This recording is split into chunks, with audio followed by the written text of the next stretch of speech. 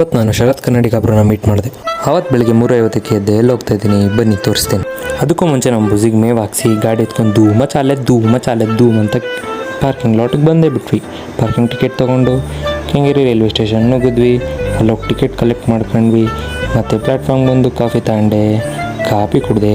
ಚೆನ್ನಾಗಿರಲಿಲ್ಲ, ಬರೀ ನೀರಂಗಿತ್ತು. ಕಾದ್ವಿ, ನಮ್ಮ ಟ್ರೈನ್ ಬಂತು, ಹತ್ತಿದ್ವಿ, ಸೀಟ್ ಹಿಡಿದ್ವಿ, ಕೂತ್ಕೊಂಡು ವ್ಯೂ ನೋಡಿದ್ವಿ. ಎಲ್ಲ ಮನೆ ಕಂಡಿದ್ರು. ನಾನೇನು ಮಾಡಲಿ, ನಾನು ಒಂದು ಸೀಟ್ ನೋಡ್ಕೊಂಡು ದಬಾಕೊಂಬಿಟ್ಟೆ. ಆಮೇಲೆ ಮತ್ತೆ ನಾನು ಸ್ಟಾಪ್ ಹತ್ತಿದ್ದು, ನನಗೆ ಅಪ್ಪ ಎಬ್ಬರಿಸಿದ್ರು. ಎದ್ದೆ, ಈ ಕಡೆ ನೋಡಿದ್ರೆ ಹಸಿರು. ಆಮೇಲೆ ನಮ್ಮ ಸ್ಟಾಪ್ ಬಂತು, ಇಳ್ಕೊಂಡ್ವಿ. ಇವ್ರ ಜೊತೆ ನಡ್ಕೊಂಡು ಹೋದ್ವಿ. ಅಲ್ಲಿ ಅಣ್ಣ ಬಂದು ಕಾಯ್ತಿದ್ರು. ಅಣ್ಣನ ಜೊತೆ ಆಟೋ ಹತ್ಕೊಂಡು ನಾವು ಸೀದಾ ಬಂದಿದ್ದೆ ಉಕ್ಕಡದ ಅಹಲ್ಯಾದೇವಿ ದೇವಸ್ಥಾನ. ಹಾಗೆ ನಡ್ಕೊಂಡೋಗಿ ಕ್ಯೂ ಅಲ್ಲಿ ನಿಂತ್ಕೊಂಡ್ವಿ. ಜನ ಸಾಗರ. ಇವ್ರು ಹಾಡು ಕೇಳಿ.